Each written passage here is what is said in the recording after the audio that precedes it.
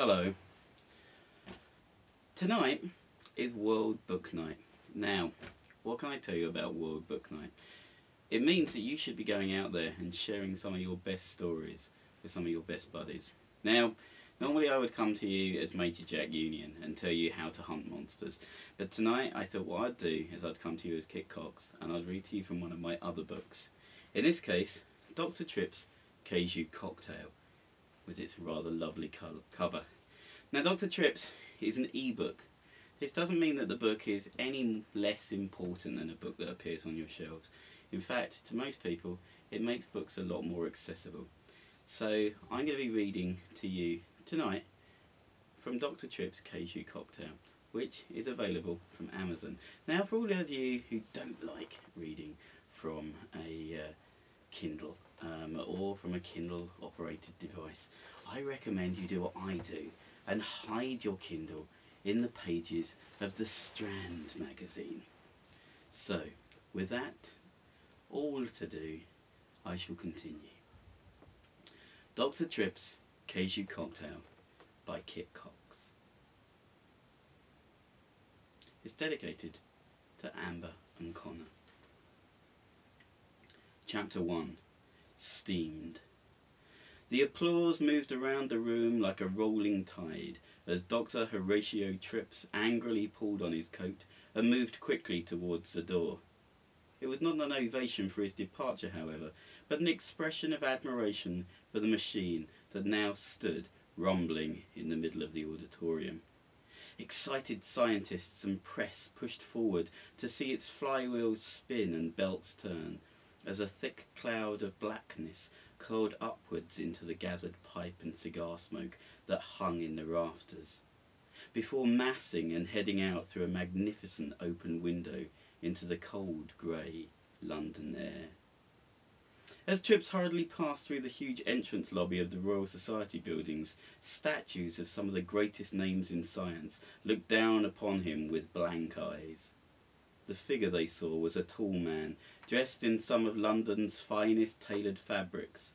His coat, a light beige with all the trimmings, picked out in dark maroon piping. His trousers were pinstriped with the same colours, and his deep black boots were so highly polished you could see the whole world darkly reflected back in them. A stocky porter hailed a carriage for the departing gentleman, trying hard not to look at the face of the man beside him, who fussed at a pair of black suede gloves. Tripps did not observe the man's uncomfortable stance. In fact, he rarely noted anyone look away from him anymore. Other people's opinions no longer mattered when he had so much important work still to do. He had a noble face. Some would even say royal, with its striking profile of a well-defined Roman nose. Immaculately preened silver-grey handlebar moustache and square jaw. He kept his eyes always covered with the round obsidian lenses of his glasses that seemed so close-fitting they'd to be part of his very face, and hid any emotion that may have lurked beneath. It was, however, his cranium that caused discomfort in others, for it had been replaced with a glass dome that clearly displayed his brain. It was the ultimate accessory for the vainest of intellectuals. It was the art of trepanning taken to its farthest point.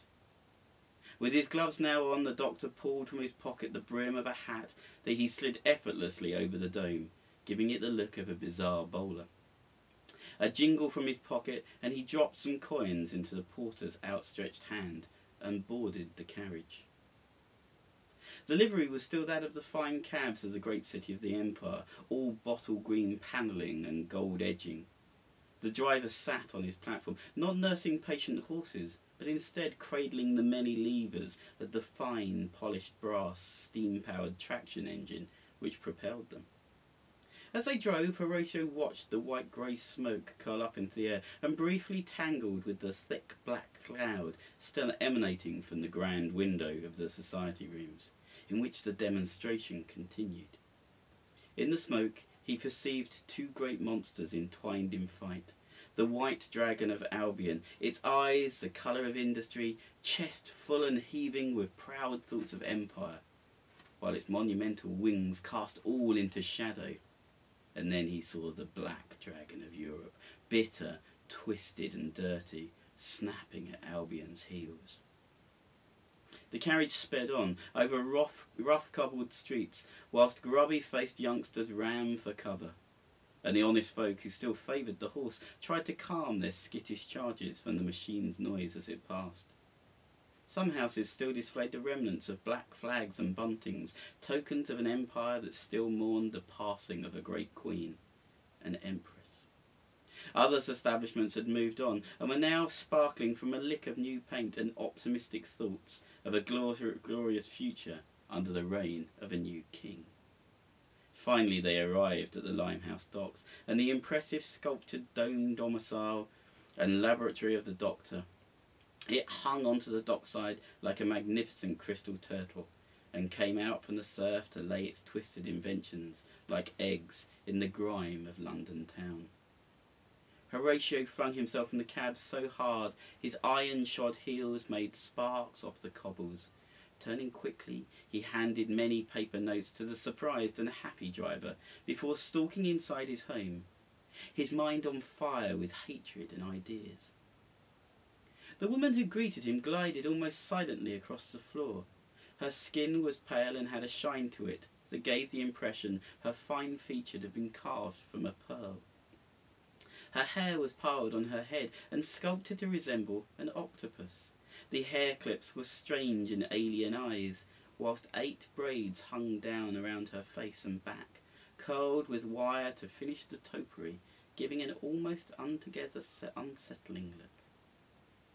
When she saw the doctor's face inflamed with anger, the hair turned suddenly from a soft, silky orange to a dark, stormy blue. Horatio handed her his coat, gloves and hat brim, then walking past said in a deep educated voice, "He was German, you could hear it in every vowel," before he disappeared into his laboratory and was gone.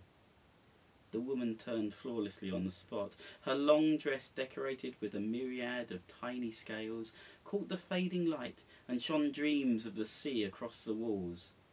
She hung up the outer garments beside a row of other finely tailored jackets in many colours, all with matching accessories, and followed soundlessly behind him in her quiet glide, the double doors opening with a silent swish before her. The laboratory beyond was vast and spacious, with more in common with the greenhouses of Kew than it did with the stuffy rooms of Burlington House, where other learned men practised their craft. Every inch was either occupied with a workbench piled high with intricate apparatus and wonderful nameless machines, or was instead filled with a huge and exotic plant or tree, many with strange colourful blooms. Sweet and heavy fragrances filled the air. Sat in a well-stuffed red leather captain's chair at the room's centre was the doctor. He was looking at the docks before him and the huge, newly constructed ark-like ship that was moored there. "Bring me a large gin," he said, without ceremony. "I need to think." The delicate woman picked up a small bell and rang it twice with a tiny chime. All was quiet. The doctor sat, obsidian eyes on the vessel before him. The woman waited, her hair changing to a lighter blue, the braids moving silently as if restless. There was a movement in the lab among the tall ferns, and what must have once been one of the ape family shuffled from the gathered vegetation. The ape was dressed in the manner of a butler, but it had the head of a common housefly, grown to a size to match its new body. Through the jacket a hole had been neatly cut, from which wings protruded and occasionally buzzed, although they were far too small to lift the primate's bulk. It approached with a silver tray held tightly in one of its strong hands. Upon it a large black medicine bottle and a crystal glass goblet reflected back multiple times in the butler's insect eyes.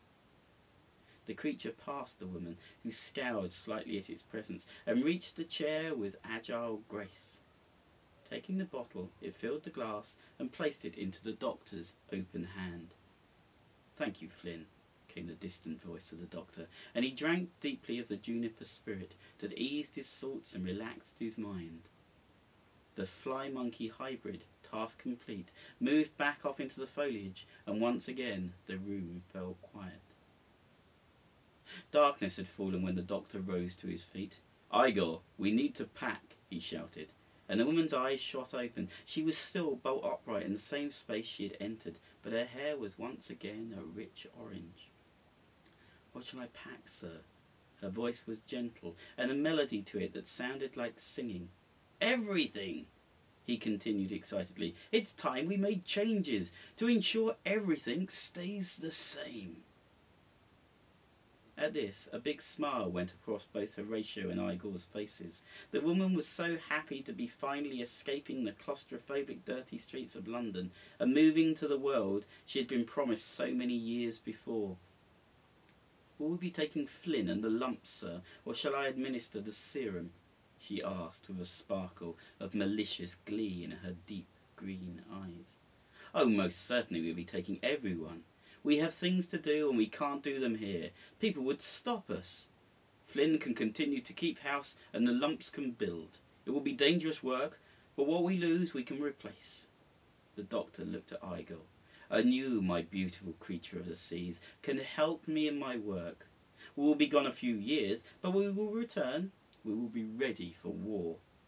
Igor could contain herself no longer and clapped her hands together in joy. Between her fingers was a delicate webbing of skin decorated with small swirls of colour. Later that night, a constant line of small, chattering shapes passed strange objects from the doctor's laboratory and house out to the large wooden ship that rocked gently in its moorings. As the first ray of light crept up the Thames, the magnificent vessel was at last fully loaded, moored on 2 parallel jetties. Above it, on huge ropes, hovered a vast blimp-like balloon that strained for the heavens. On deck stood the doctor, resplendent in a fine-tailed frock coat of emerald velvet. Beside him was the beautiful Igor, dressed in a nautical jacket and floor-length dress, the colour of a Caribbean sea. Behind them both sat the squat, hairy shape of Flynn the butler, ushered a vast amount of small, chattering winged monkeys below deck. They jostled like children, all trying to be the last to go below, and away from the rising sun, whose warmth they craved to feel in their fur. The doctor moved to the ship's prow and addressed the large crowd of dock workers which had gathered as they passed on their way to work, drawn by the first light of dawn and distracted on their way by the mighty tethered balloon. "Good-bye, London. We do not leave you in your hour of need. We merely retire like the great King Arthur to a place of safety, and will return when you need us most. Try not to get too distracted by progress whilst we are gone." And with that, Tripps pulled a lever. The ropes securing the vessel broke free with an ear-splitting smack, and the ship sailed quickly up into the clouds. Tiny hairy faces peering from every porthole. The crowd watched it go, and then as one turned towards the now abandoned building. It sparkled like an open treasure chest in the morning rays, unguarded and inviting. "Gotta be something good inside there," a gruff voice said from the throng of people. "He may have been a loony, but he was a rich loony," said a slightly larger voice with a Scottish brogue.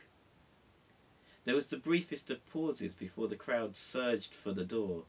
All eyes now turned away from the clouds and the departing wonder that had drawn them all here.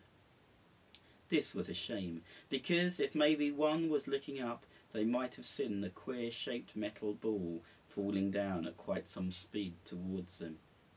As the crowd went in the front door, the ball smashed in through the roof, and in a blinding white flash, most of Limehouse Docks disappeared. That was the first chapter of Dr. Tripps Kaiju Cocktail. Now, I do have a very, very enjoyable book night. Thank you.